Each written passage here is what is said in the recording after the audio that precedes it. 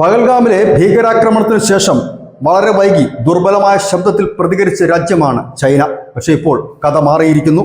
കഴിഞ്ഞ ദിവസം അമേരിക്ക പഹൽഗാമിൽ ഭീകരാക്രമണം നടത്തിയ ദ റെസിസ്റ്റന്റ് ഫ്രണ്ട് എന്ന ലഷ്കർ-ഇ-തോയ്ബയുടെ പ്രോക്സി സംഘടനയെ ആഗോള ഭീകരവാദ പട്ടികയിൽപ്പെടുത്തിയതോടുകൂടി ചൈന അവരുടെ നിലപാട് മാറ്റിയിരിക്കുന്നു.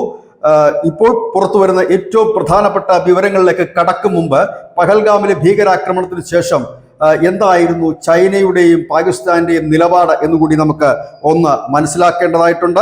UN സുരക്ഷാ കൗൺസിൽ പാകിസ്ഥാന്റെയും ചൈനയുടെയും കടുത്ത എതിർപ്പിനെ തുടർന്ന് ഈ ലഷ്കർ-ഇ-തോയ്ബയുടെയും ഒപ്പം തന്നെ റെസിസ്റ്റന്റ് ഫ്രണ്ടിന്റെയും ഒക്കെ പേര് നീക്കം ചെയ്യേണ്ട ഒരു സാഹചര്യം ഉണ്ടായിരുന്നെങ്കിൽ ഇപ്പോൾ അതെല്ലാം പാടെ മാറി മറിയുന്നു. അന്ന് അമേരിക്കയുടെ പരോക്ഷ പിന്തുണയും ഉണ്ടായിരുന്നു എന്നാണ് പുറത്തു വന്ന വിവരങ്ങളൊക്കെ. ഏതായാലും ഇപ്പോൾ അമേരിക്ക തന്നെ ഈ സംഘടനയെ ആഗോള ഭീകരവാദ പട്ടികയിൽ പെടുത്തിയതോടുകൂടി ചൈന അവരുടെ നിലപാട് മാറ്റിയിരിക്കുന്നു. ചൈന ഒരു മുന്നറിയിപ്പ് പാകിസ്ഥാന് നൽകിയിരിക്കുകയാണ്. ചൈന പറയുന്നത് പ്രാദേശികമായ സുരക്ഷയ്ക്ക് ഭീകരവാദം അവസാനിപ്പിക്കേണ്ടതുണ്ട്. എല്ലാ ഭീകരവാദത്തെയും ചൈന എതിർക്കുന്നു. പ്രത്യേകിച്ച് പഹൽഗാമിൽ നടന്ന ഭീകരവാദത്തെ ചൈന എതിർക്കുന്നു.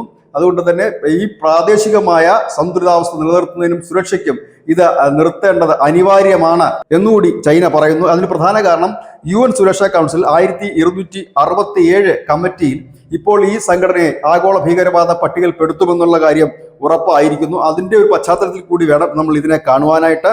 നേരത്തെ ജെയ്ഷെ മുഹമ്മദ്, ജമാഅത്തെ ഉദ് ദവ, ലഷ്കർ-ഇ-തോയ്ബ തുടങ്ങി അനവധി സംഘടനകളെ, പാകിസ്ഥാനിലുള്ള സംഘടനകളാണ്, ഈ സംഘടനകളെല്ലാം ഈ ഗണത്തിൽ ഐക്യരാഷ്ട്രസഭയിൽ പെടുത്തിയിട്ടുണ്ട്.